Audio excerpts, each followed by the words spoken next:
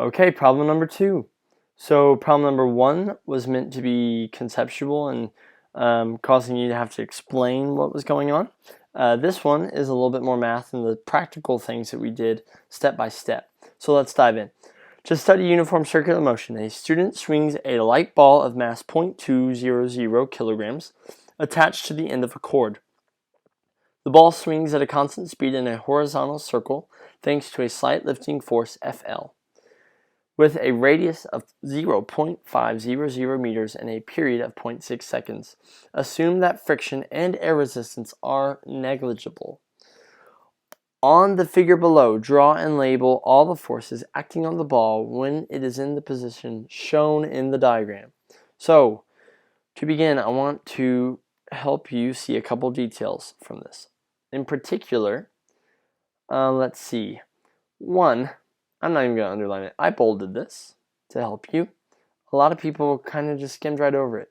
Please do not think that the words are less important, especially when they're bolded. So there should have been a clue given here. What else? There were some other things. So I did say, assume that friction and air resistance are negligible, meaning they don't matter. So we shouldn't have friction and we shouldn't have had air resistance. And then I also said, draw and label all the forces acting on the ball when it is in the position shown in the diagram above. So a lot of people drew it in different places, but we'll just dive in. So what forces could be acting on the ball right here? First one, everybody and their mom should be able to say is the force of gravity. Force of gravity. Now let's think. Okay, this ball is going in a circle, so we must have some sort of centripetal net force that is center seeking, because that's the way my acceleration would be going. So we need a force going to the right. So let's think, what force would be causing us to go to the right? I said that would have to be friction, or I'm sorry, that would have to be tension. The only thing acting on this ball, moving it to the right, is the force of the string, which we call tension. A lot of people put friction, put normal, all sorts of things, but I want y'all to believe that you are getting to the point in physics where it's going to start making sense. If you keep telling yourself it doesn't make sense, of course it won't make sense, because you're not trying to think like a physicist. But look at this ball, think of the real life scenario, and ask yourself what is interacting with this ball to make it have a net force going to the right. Gravity's going down, that can't be it. The only thing this ball is interacting with besides the air, and we say that's negligible, is the rope. So tension must be pulling the ball to the right. A lot of people didn't even put tension, not sure why there. Slow down, take your time, and think, okay, this makes sense. I'm not giving you a wild goose chase game to play by giving you these tests. It's supposed to make sense. So we have force of gravity down, and then tension going to the right, because that's the only thing making it go in a circle. The last thing is, well, if I had these two forces, my net force would be down and right, but I'm telling you this goes in a horizontal circle thanks to a slight lift force Fl. A lot of people didn't include that for whatever reason, but that's okay. I think I gave, it was worth 1 or 2 points. I'll put it in the description of the video on YouTube. But I want you to realize that it was important for us to realize that that must be included. Otherwise, I won't be going in a horizontal circle. I'll be making a different type of shape. So we had to include the lift force. And in this context, because of the small mass of the ball, we could say the lift force would equal the force of gravity. This is similar to what would happen on a plane. And so these were all the forces that we had for part A. We use this part in part B.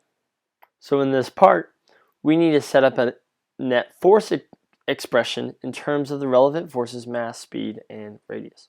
So I tell you, you can use M, you can use speed, you can use R, and the relevant forces. So looking at the previous picture, we have 3 relevant forces.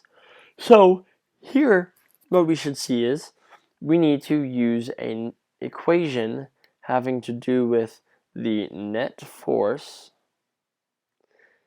And the net force equation is always the same, is that the sum of our forces equals MA. We are going in a circle, so we can replace MA with MAC, and therefore MAC would be V squared over R. Realize I didn't do anything on the left side. I just showed you that we need to work down the right side, and now we're going to come back and work down the left side. Well, what are my forces?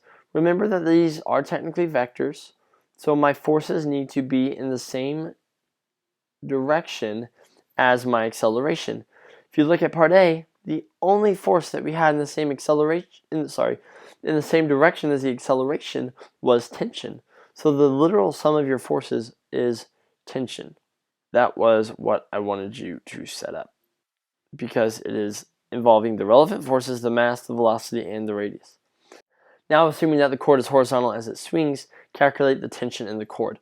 Well, we need to calculate stuff, so let's write down what we know. 0.200 kilograms, 0.500 meters, and 0.6 seconds. So if we look at this, we want to find tension.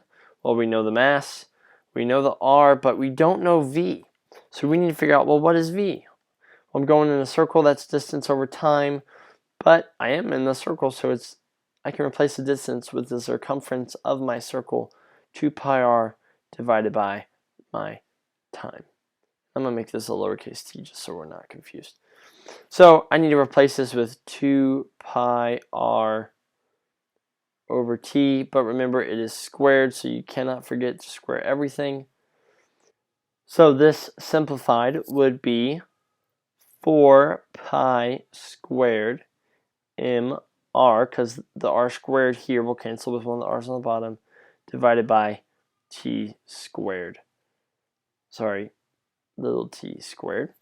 Alright, so that would be 4 times pi squared times my mass of 0.2 times my radius of 0.5 divided by 0.6 squared would give me 10.97, maybe 98, and then it's tension, so a force, so it must be in newtons, and that was our answer. The description for how points were distributed on this problem are in the description on the video below. And that's it for number 2.